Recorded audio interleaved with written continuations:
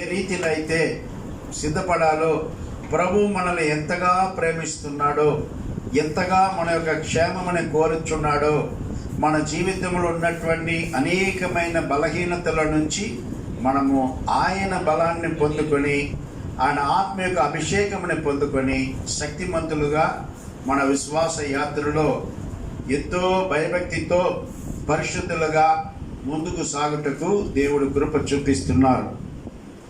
ఇంతకు ముందుగా ఈ యొక్క అధ్యాయంలోనే, మొదటి అధ్యాయంలోనే 2వ వచనము, నోటి ముద్దులతో అతడి నన్ను ముద్దు పెట్టుకొనుగాక అనే మాట చూశాము.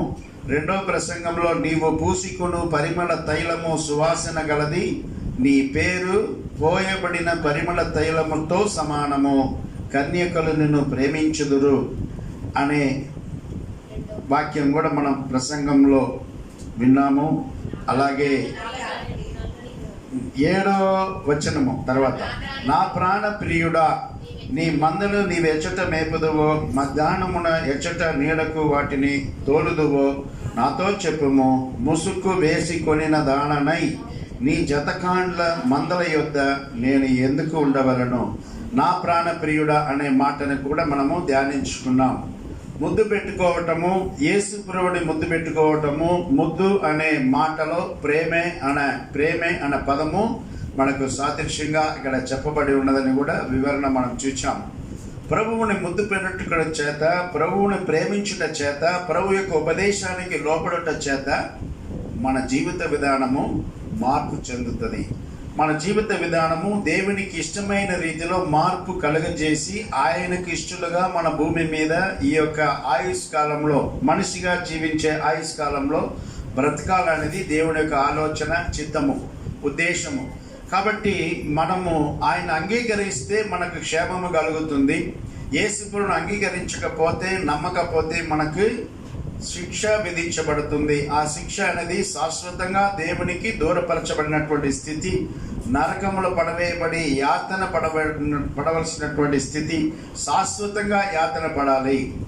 అదే కనుక మనము దేవుని వైపు చూచి యేసు ప్రభువు చేసిన కార్యాల మీద నమ్మకం ఉంచి, మన స్థితిని, మన యొక్క హృదయాన్ని ఎప్పుడైతే గ్రహించి దేవుని వైపు మనము తిప్పుకొని దేవుణ్ణి అంగీకరించే వారంగా, దేవుని యొక్క బోధకి చెవి యొక్కి లోబడే వారంగా ఉండుట్లాగిన మన జీవిత విధానాన్ని మార్చుకున్నప్పుడు మనకు శాశ్వత నెమ్మది కలుగుచున్నది. శాశ్వతంగా ప్రభు సన్నిధిని అంగీకరించిన వారంగా ప్రభు సన్నిధిని అనుభవించగలుగుతాము. అనగా పరలోక రాజ్యంలో పాడి భాగస్థులు అవుతాము. నెమ్మది అనేది శాశ్వతముగా చేయబడుతుంది. రెండు కూడా, నెమ్మది పొందేది, యాతన పొందేది, రెండు కూడా మన చేతిలోనే దేవుడు విడిచిపెట్టాడు. ప్రభువుని నమ్మితే నెమ్మది, ప్రభువుని నమ్మకపోతే యాతన అనేది మనం గ్రహించాలి. పరమ గీతము యేసు ప్రభు వారికి సంఘముకు మధ్యలో ఉన్నటువంటి ప్రేమను వెల్లడి చేసే గీతము, గీతాలకే గీతము, ఉన్నత పాటు అని ఈ యొక్క పరమ గీతంలో చెప్పబడినటువంటి సత్యాలు, భార్యాభర్తల మధ్యలో ఎటువంటి ప్రేమ ఎటువంటి రీతిలో ఉంటుందో, విశ్వాసుల పట్ల ఎటువంటి ప్రేమ ఉండాలో, ప్రభు అయిన యేసుక్రీస్తుని అంగీకరించినటువంటి వ్యక్తి విశ్వాసి అనబడతాడు. ఈ విశ్వాసి యొక్క గుంపే సంఘం అనబడుతుంది. సంఘం అనగా వధువు సంఘం అంటాము, పెళ్లి కుమార్తె సంఘం అంటాము. యేసుక్రీస్తు ప్రభువారు పెళ్లి కుమారుడుగా రేపు రాబోచున్నారు. 2వ రాకడలో ప్రభు వారు పెళ్లి కుమారుడుగా వస్తున్నారు. మొదటిసారి వచ్చి ఉపదేశాన్ని, రక్షణ సువార్తని ప్రకటించి వెళ్ళారు.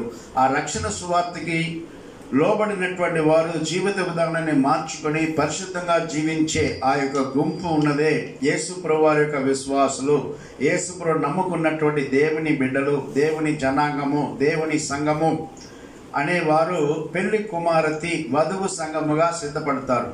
ఈ వధువు సంఘముగా సిద్ధపడుచున్నటువంటి బిడ్డల్ని, వధువు సంఘాన్ని తీసుకెళ్ళటానికి, తన దగ్గర చేర్చుకోవటానికి, తను ఎక్కడైతే ఉంటున్నారో పరలోకంలో ఆ యొక్క స్థలానికి ఆయన పెళ్లి కుమారుడుగా వచ్చి ఈ పెళ్లి కుమార్తె సంఘం అనబడినటువంటి ఈ యొక్క సార్వత్రిక సంఘమని తీసుకెళ్ళబోతున్నాడు. అది 2వ రాకడలో జరగబోయేది. మనమంతా కూడా యేసు ప్రభు యొక్క బిడ్డలము.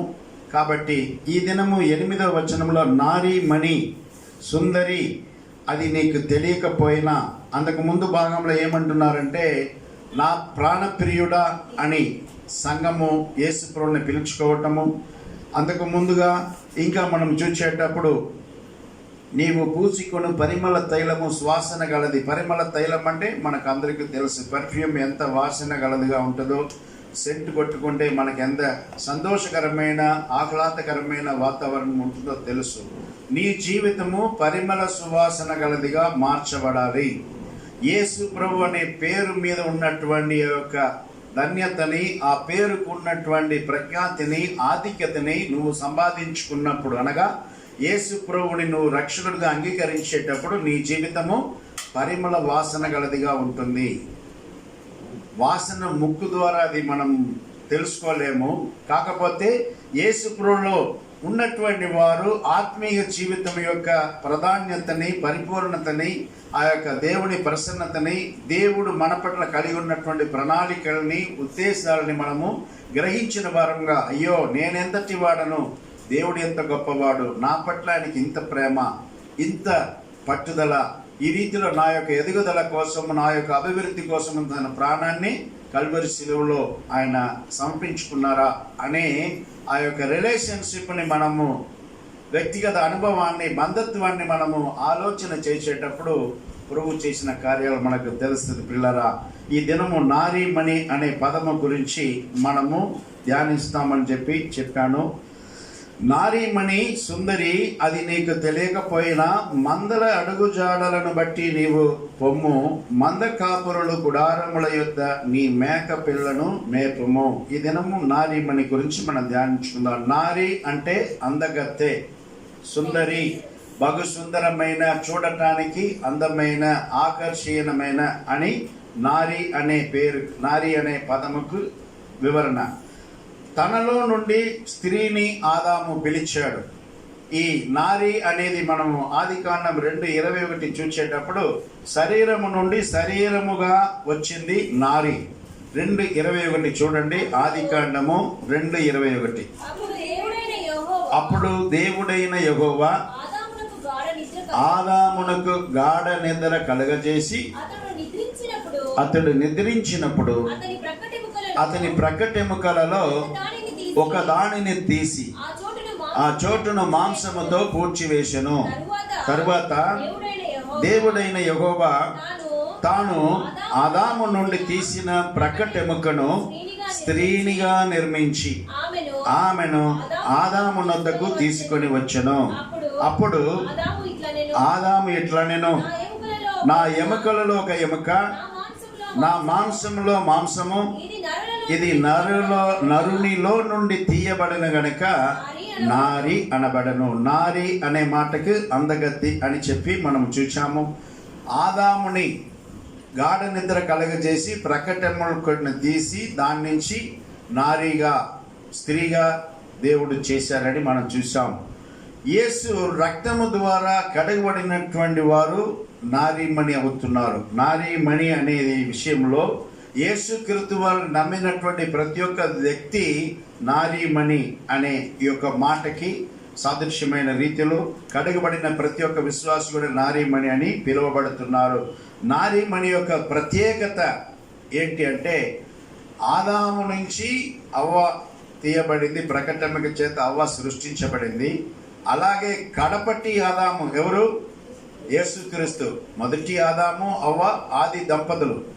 ఆ ఆదాము నుంచి అవ్వ తీయబడింది ప్రకటెముకలో నుంచి. ఈ కడపటి ఆదామైనటువంటి యేసుక్రీస్తు ప్రభువారి మరణము నుంచి నారీమణి తీయబడింది. సంఘం ఉత్పత్తి అవటం దేని చేత? యేసుక్రీస్తు ప్రభువారు కల్వరి శిలువలో మరణించి రక్తమును కార్చి ద్వారా, ఆ మరణాన్ని గెలిచి లేచుట ద్వారా సంఘం ఉత్పత్తి అయింది. ఆదాము నుంచి అవ్వ ఉత్పత్తి అయినట్టుగా కడపటి ఆదామైనటువంటి యేసుక్రీస్తు ప్రభువారి మరణము నుంచి సంఘము అంటే విశ్వాసి ఉత్పత్తి అయినట్టుగా మనము చూస్తున్నాం. ఈ యొక్క నారీమణి యొక్క ప్రత్యేకత, సంఘంలో ఉన్నటువంటి సభ్యుడిగా, విశ్వాసిగా, విశ్వాసురాలుగా వారి యొక్క ప్రత్యేకతని కొన్ని మనము పరిశుద్ధ గ్రంథంలో నుంచి చూచి మనము ధ్యానిస్తామండి, గ్రహించుకుందామండి. సంపూర్ణతలో నీతిమంతురాలు. ఈ యొక్క నారీమణి ఎటువంటిదట? సంపూర్ణతలో నీతిమంతురాలు. రోమాపత్రిక 5:9 ఒకసారి చూడండి. రోమా పత్రిక 5:9 సంపూర్ణతలో నీతిమంతురాలు. కాబట్టి ఆయన రక్తము వలన ఇప్పుడు నీతిమంతులముగా తీర్చబడి మరింత నిశ్చయముగా ఆయన ద్వారా ఉగ్రత నుండి రక్షింపబడదము. ఉగ్రత అనే తీర్పు దినము నుంచి రక్షింపబడాలంటే యేసుక్రీస్తు ప్రభువారిని అంగీకరించినటువంటి వారు, యేసుక్రీస్తు ప్రభువారి యొక్క రక్తము ద్వారా కడగబడిన వారు పవిత్రపరచబడి ఉన్నారు, నీతిమంతులుగా తీర్చబడ్డారు.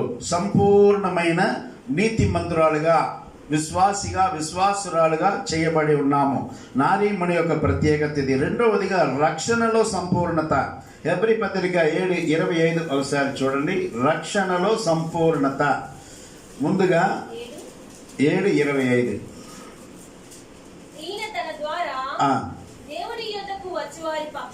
దేవుని యొద్ద వచ్చువారి పక్షమున విజ్ఞాపనము చేయుటకు నిరంతరము జీవించుచున్నాడు గనుక వారిని సంపూర్ణముగా రక్షించుటకు శక్తిమంతుడై ఉన్నాడు. నారీమణి ఏంటి? సంపూర్ణమైన రక్షణ పొందినటువంటి విశ్వాసి గుంపు అని మనము ఇక్కడ చూస్తున్నాం. సంపూర్ణతలో నీతిమంతురాలుగా చేయబడినది యేసుక్రీస్తు ప్రభువారి యొక్క రక్తం ద్వారా కడగబడటం ద్వారా. అలాగే రక్షణలో కూడా సంపూర్ణత కలిగి ఉన్నటువంటి వారము నారీమణి సంపూర్ణమైన రీతిలో రక్షణలో నడిపించబడిన రక్షణలో సంపూర్ణత కలిగి ఉన్నాము. మూడవదిగా పరిశుద్ధతల పరిపూర్ణత. 1 యోహాను 1:7 ఒకసారి చూడండి. 1 యోహాను 1:7 పరిశుద్ధతల పరిపూర్ణత. యేసు యొక్క రక్తము మనల్ని పవిత్రులుగా చేస్తుంది. అయితే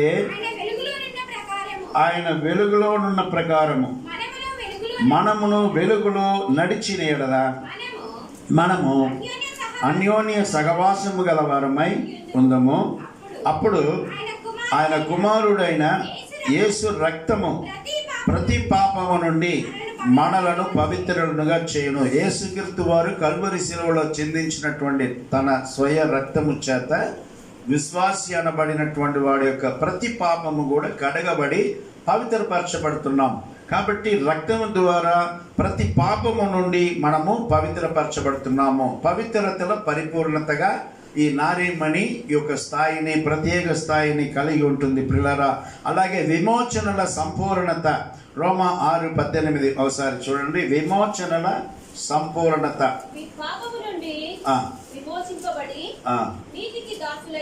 నీతికి దాసులైతిరి ఇందుకు దేవునికి స్తోత్రము. పాపము నుండి విమోచించబడి నీతికి దాసులైతిరి. యేసు ప్రభు రక్తము ద్వారా విమోచించబడ్డాము. యేసుక్రీస్తు కల్వరి శిలువ ద్వారా మనము రక్షింపబడి ఉన్నాము. పాపము నుండి పరిపూర్ణమైన రీతిలో విమోచించబడి ఉన్నాము. ఇక ఎన్నడూ కూడా పాపము చేయడానికి వీలు లేదు. ఎందుకంటే యేసు ప్రభుతో మనం నిబంధన చేసుకున్నాం కాబట్టి విమోచించబడటంలో సంపూర్ణతని పొంది ఉన్నాము. నారీమణి అనే పదానికి ఇటువంటి ప్రత్యేకత ఉన్నది ప్రియులారా. జ్ఞానములో వివేచనలో సంపూర్ణత. జ్ఞానములో పరిపూర్ణత, సంపూర్ణత, అలాగే వివేచనలో కూడా సంపూర్ణత. సామెతలు 9:10 ఒకసారి చూడండి. సామెతలు 9:10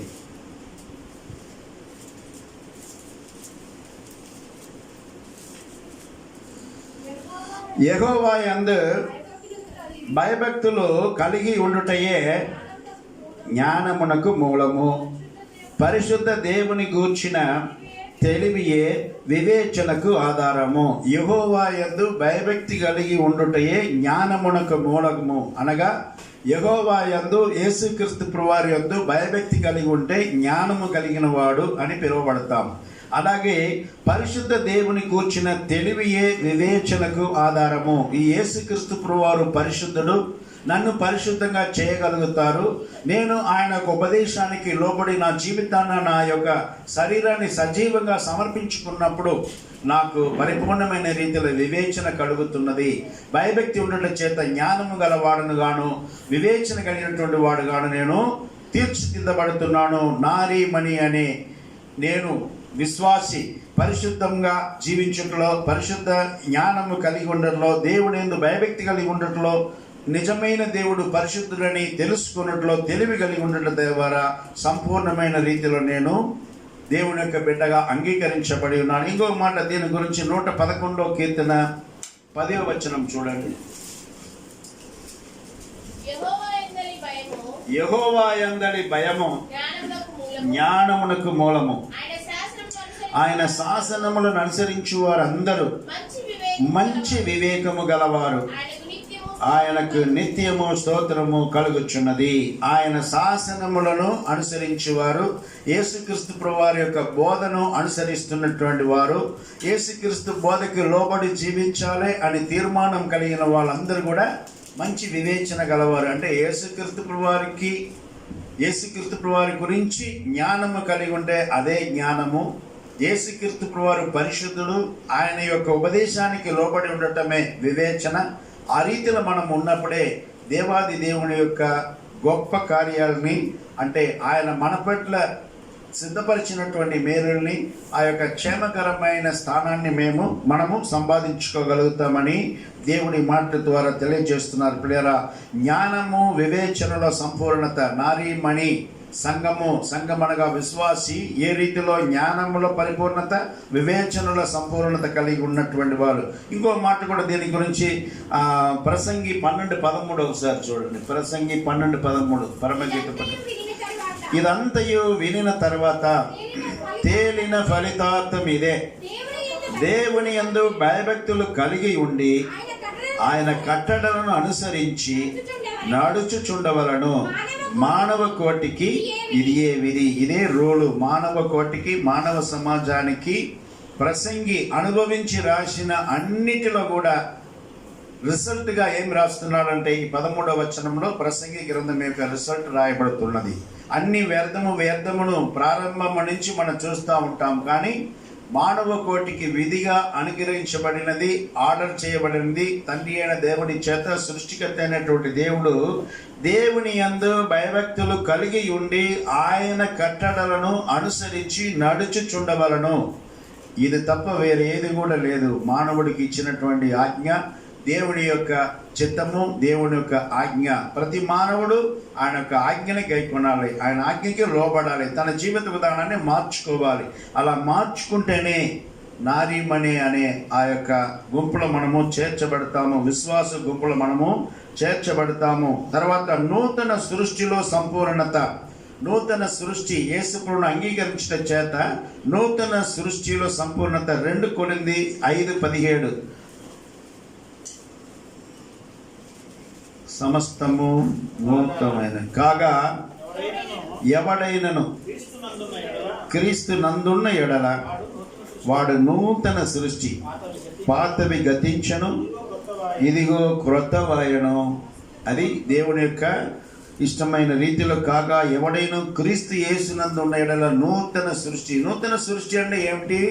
మన మారు మనసు పొంది పశ్చాత్తాపడి పాపమును విడిచిపెట్టినటువంటి, పరిశుద్ధంగా జీవిస్తున్నటువంటి నారీమణి గుంపులో ఉన్నటువంటి ప్రతి ఒక్కరు కూడా నూతన సృష్టి. వారు పాత వాటిని చేసుకోరు. అందుకు కృతము పాపపు జీవితంలో చేసినటువంటి తలంపులు, కార్యాలు వారు ఇక ఎన్నడూ కూడా చేయరంటే నూతనమైన సృష్టి గలవారు. నూతన స్వభావము, నూతన హృదయము, నూతన ఆలోచనలు ఇవన్నీ కూడా యేసు ప్రభు వారికి తగినట్టుగా, యేసు ప్రభు యొక్క నామానికి ఘనతని, మహిమని కలిగించేవిగా మన ప్రవర్తన ఉంటుంది. కాబట్టి నూతన సృష్టిలో సంపూర్ణత ఈ నారీమణి పొందుకున్న. నారీమణి యొక్క ప్రత్యేకత సంపూర్ణతల నీతిమంతురాలు, రక్షణల సంపూర్ణత, పరిశుద్ధతల పరిపూర్ణత, విమోచనల సంపూర్ణత, జ్ఞానము వివేచనలో సంపూర్ణత, నూతన సృష్టిలో సంపూర్ణత. నారీమణి అనగానే ఇన్ని గొప్ప సుగుణాలు ప్రతి ఒక్క విశ్వాసి కలిగి ఉండాలి. ఇవన్నీ కూడా ఎవరి చేత మనం పొందుకుంటున్నాం? యేసు క్రీస్తు ప్రభువారి చేత.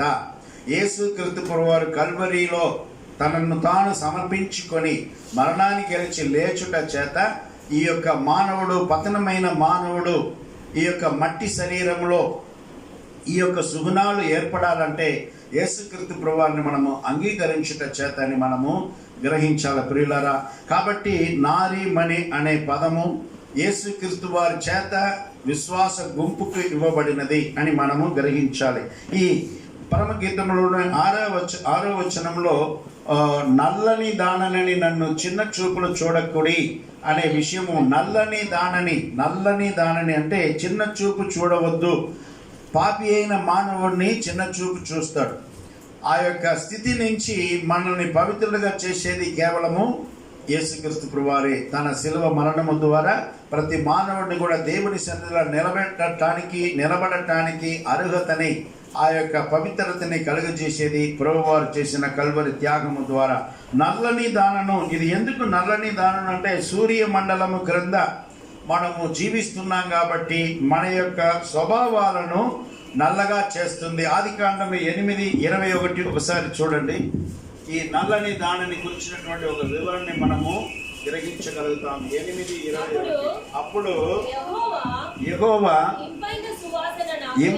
ఇంపైన సువాసన నాగ్రానించి ఇక మీదట నరులను బట్టి భూమిని మరలా శపించను. ఎందుకనగా నరుల హృదయాలోచన వారి బాల్యము నుండి చెడ్డది. నేను ఇప్పుడు చేసిన ప్రకారముగా ఇకను సమస్త జీవులను సంహరింపను. అంటే ఈ భూమి మీద నివసిస్తున్నటువంటి మానవుడి యొక్క హృదయము చెడ్డది అని చెప్పి ఇక్కడ మనము చూస్తున్నాం. ఆ యొక్క చెడు తలంపులు ఆ యొక్క సూర్యమండల క్రింద నివసించుట ద్వారా ఆ రీతిలో మానవుడు నల్లగా అనే ఆ యొక్క స్వభావముని కలిగి ఉన్నాడు. మరి మనిషి యొక్క హృదయము ఘోరమైన వ్యాధి గలది అని చెప్పి దాన్ని గ్రహించేవారు ఎవరు లేదని కూడా ఇర్మియా 17:9 కూడా మనం చూస్తాం. ప్రతి మానవుడు కూడా దేవుని మహిమని పొందలేకపోతున్నారు. ప్రతి మానవుడు దేవునికి అవిధేయులుగా, దేవునికి దూరస్తులుగా జీవిస్తున్నారని కూడా మనము చూస్తున్నాం. కాబట్టి ఇటువంటి విషయాలతో మనము ఏ రీతిలో మనము జీవిస్తున్నామో, ప్రతి మానవుడి యొక్క స్థితి ఏంటి, నారీమణి అవ్వాలంటే ప్రభువు మనకి ఇచ్చినటువంటి ఈ యొక్క గొప్ప భాగ్యాన్ని మనము గ్రహించాలి. పిల్లరా, దేవుడు మనకు అనుగ్రహించినటువంటి జీవితము చాలా చాలా విలువైనది. విలువ లేనిదిగా ఆది దంపతుల ద్వారా ఎలా మనము పాపములు పడిపోయామో, భ్రష్టత్వము కలిగి జీవిస్తున్నామో, అటువంటి స్థితి నుంచి యేసు ప్రభువారి ద్వారా మనము ఉజ్జీవాన్ని కలిగి, పవిత్రతను కలిగి, మన యొక్క పాపమంతా కూడా క్షమించబడి ప్రభువు యొక్క బిడ్డలముగా మనం జీవించడానికి దేవుడు కృపను అనుగ్రహించినారు. పిల్లరా, నారీమణి అని మనం ఈ దినము ఈ యొక్క మాట గురించేటువంటి వివరణ మనం చూసేటప్పుడు, కడపట్టి ఆదాము తనలో నుండి వచ్చిన స్త్రీని నారీమణి అని పిలుస్తున్నాడు. కడపట్టి ఆదాము యేసుక్రీస్తు ప్రభువారి ద్వారా రక్షణలోనికి నడిపించబడి, పాపము క్షమించబడి, నిర్దోషి అనే లెక్కలోనికి చేర్చబడిన ప్రతి ఒక్కరు కూడా నారీమణి అని పిలువబడుతున్నారు. ఆదాము సాదృశ్యంగా క్రీస్తు, అలాగే హవ్వ సాదృశ్యంగా సంఘము, హవ్వకు సాదృశ్యంగా ఉన్నట్టుగా మనము చూస్తున్నాం. ఆదాముకు సాదృశ్యం యేసు ప్రభువారు, హవ్వకి సంఘము సాదృశ్యంగా ఉన్నది. హవ్వ కొరకు ఆదాము గాఢ నిద్ర కలగ చేయబడ్డాడు. ఆ ప్రకటెముకలు తీసేటప్పుడు గాఢ నిద్ర కలగ చేయబడి ఆయన నిద్రించినప్పుడు ఆ యొక్క ప్రకటెముకలు తీయబడి, ఇందాక మనం 2:21 ఆదికాండం మనం చూచాం, నారీగా చేయబడ్డారు. అలాగే గాఢ నిద్ర యేసుకు కలగ చేయబడినది. ఆయన మరణము, కల్వరి శిలువ మరణానికి సూచనగా ఆయన కల్వరి శిలువలో మరణించుట ద్వారా సంఘము వచ్చింది. యేసుక్రీస్తు ప్రభువారు కల్వరి శిలువలో వేలాడి తన ప్రాణాన్ని పెట్టి మరణముని గెలిచి లేచారు. కాబట్టి ఎవరైతే నమ్ముతున్నారో వారందరూ కూడా నారీమణి కింద వస్తున్నారన్నమాట. నారీమణి అనే సంఘము వచ్చింది. యేసు నిద్రించటము, యేసు మరణించటంలో నుంచి నారీమణి అనేటువంటి సంఘము పుట్టిందని మనము గ్రహిస్తున్నాం. నరులలో నుండి తీయబడింది నారీ అనబడుతుంది, దేవునిలో నుండి తీయబడింది నారీమణి అనబడుతుంది. నారీమణికి ఉన్నటువంటి వ్యత్యాసము, ఆదాము నుంచి నారీ అనే హవ్వ సృష్టించబడింది. యేసు ప్రభువారు పరలోకమును విడిచిపెట్టి కల్వరి త్యాగము చేయటానికి భూమి మీద వచ్చి కల్వరి త్యాగము చేయటం ద్వారా ఆ యొక్క రక్షణ కార్యము కల్వరి శిలువలో ఆయన సమకూర్చారు. కాబట్టి పాపులైన మానవుడు, ప్రతి వాడు, ఎవరెవరు ఆ యొక్క కార్యాల మీద నమ్ముచున్నారో వారందరూ కూడా నారీమణి అనే గుంపులోనికి చేర్చబడుతున్నారు.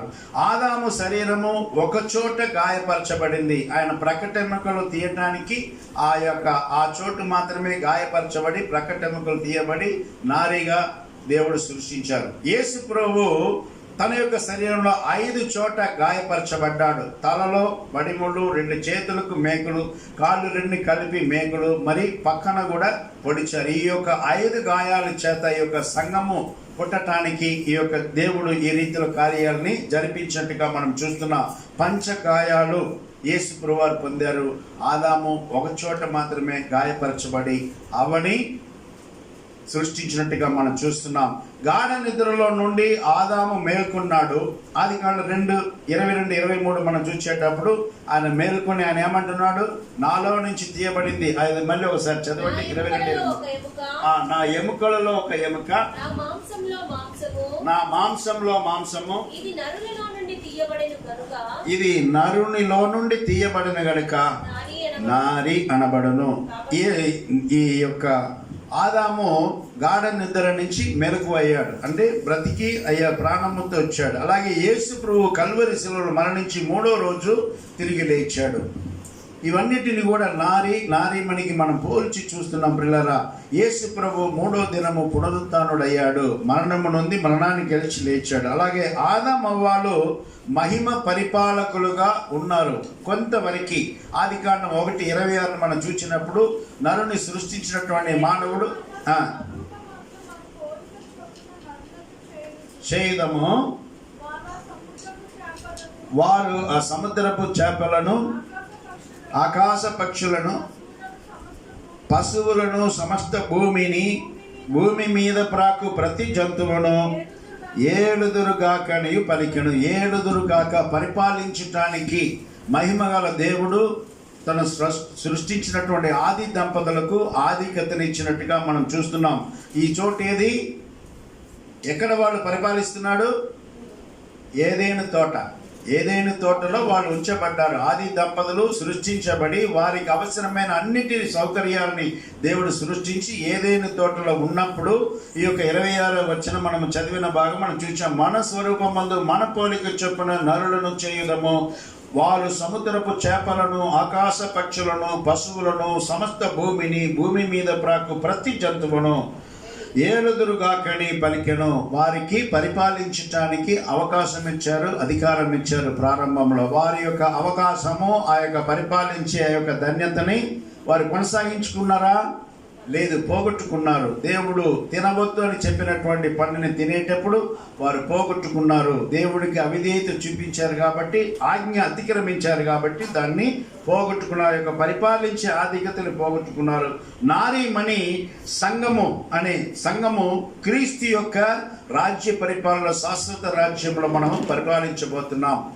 నారీమణి అనే గుంపుకు చెందిన యేసుక్రీస్తు ప్రభువారి యొక్క విశ్వాస గుంపు, పెళ్లి కుమార్తె సంఘము ప్రభు 2వ రాకడ వచ్చేటప్పుడు వచ్చిన తర్వాత మనము శాశ్వత రాజ్యములు పరిపాలించబోతున్నాము. శాశ్వతంగా పరిపాలన అనేది తిరిగి పొందుకోబోతున్నాం. ఆదాము హవ్వ అలా లేదు. ఏదైనా తోటలో కొద్ది కాలం వాళ్ళు పరిపాలించే ఆధిక్యతను కలిగి ఉన్నారు. తర్వాత కొంతకాలం ఆదాము హవ్వ మహిమలో ఉన్నారు. క్రీస్తు సంఘము చిరకాలము మహిమలో ఉంటుంది. కొంతకాలమే వాళ్ళు ఏదైనా తోటలు ఉన్నంత కాలము చాలా ఆహ్లాదకరమైన స్థితిలో వాళ్ళు వాతావరణంలో ఉన్నారు. సమయమని దేవుడితో పాటు గడిపారు. ముఖాముఖిగా దేవుడు సంభాషించారు. దేవుడితో సహవాసము కలిగి ఉన్నారు. ఎప్పుడైతే వాళ్ళు అవిధేయత ద్వారా ఆజ్ఞ అతిక్రమించారో ఏదైనా తోట నుంచి కెట్టి వేయబడటము, శ్రమలు ప్రారంభం అవటము, భూమి మీద శ్రమ పడుతూ చెమట్లు కారుస్తూ తన యొక్క భోజనాన్ని సిద్ధపరచుకోవాల్సినటువంటి పరిస్థితిని వారు పొందుకున్నారు. అదే రీతిలో కొంతకాలం ఆదాము హవ్వ మహిమలో ఉన్నారు. క్రీస్తు సంఘము చిరకాలము, క్రీస్తు యొక్క సంఘము శాశ్వతమైన రాజ్యానికి పాలిపావితులము. ఇప్పుడే అది మన యొక్క జీవితంలో ప్రారంభమై ఉన్నది. యేసు ప్రభువుని ఎప్పుడైతే అంగీకరిస్తున్నామో ఆ సమయం నుంచే ప్రారంభం అవుతున్నది.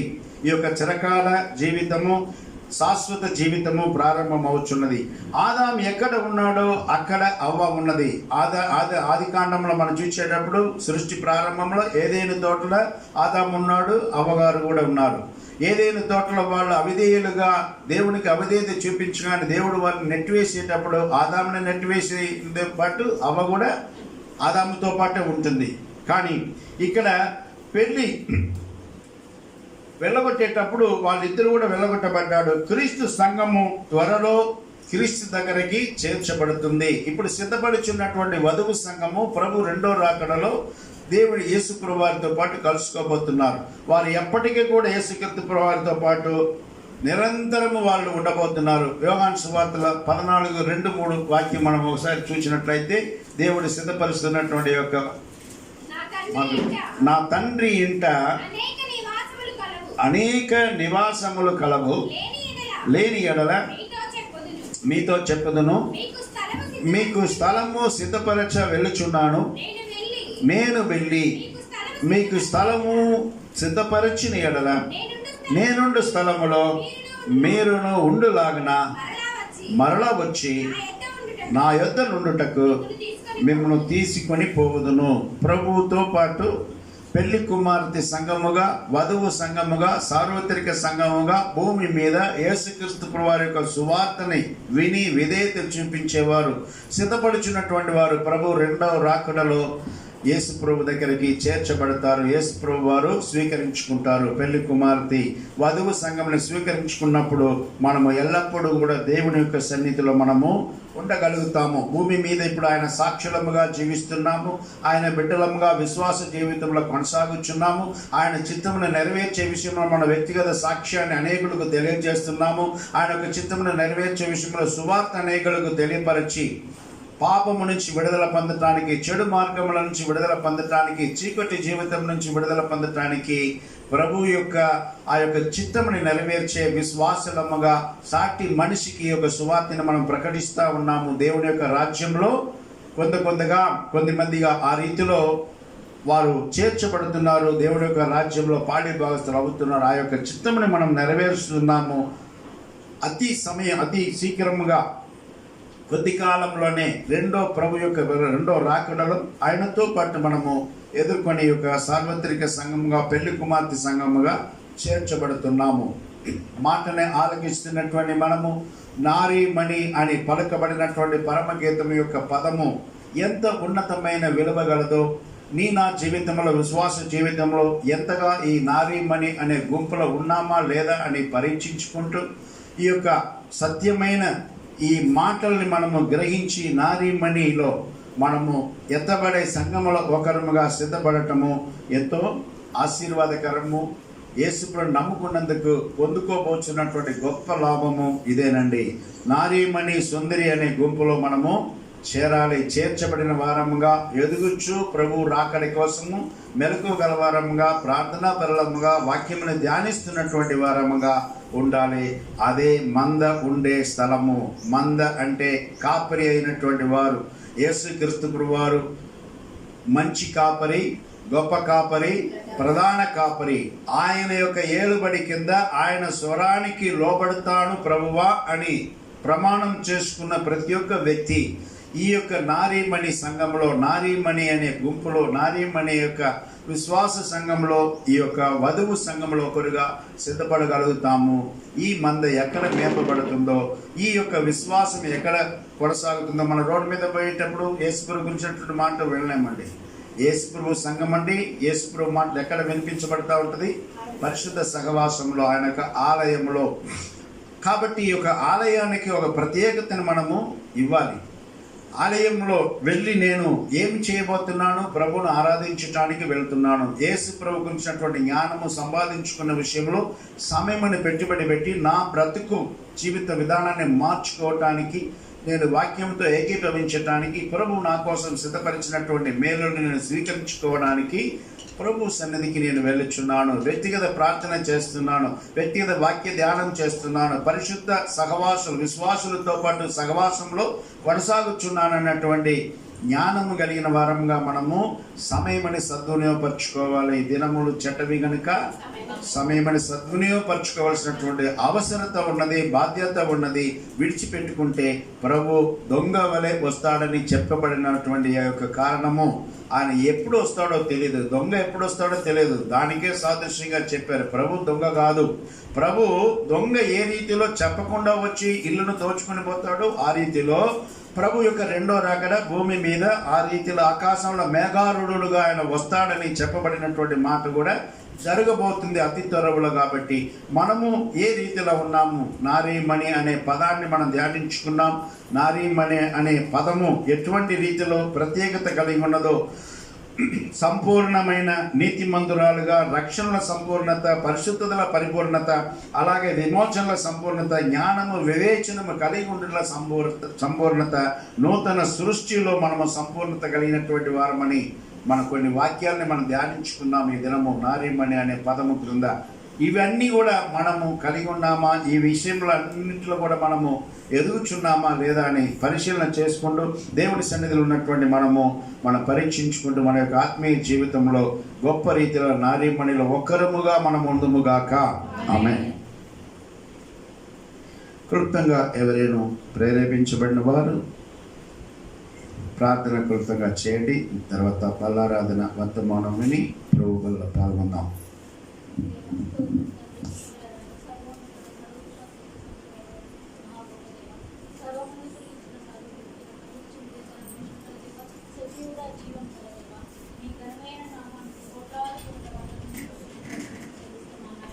మిమ్మల్ని స్తుతించుటకు, కనపరచుటకు, మహింపరిచి, కీర్తించుటకు, పొగుడుటకు మాకు ఇచ్చిన ఈ సమయమును బట్టి మీకే వేల స్తుతులు, స్తోత్రాలు, కృతజ్ఞతాస్తుతులు చెల్లిస్తున్నాను నాయన తండ్రి ప్రభా.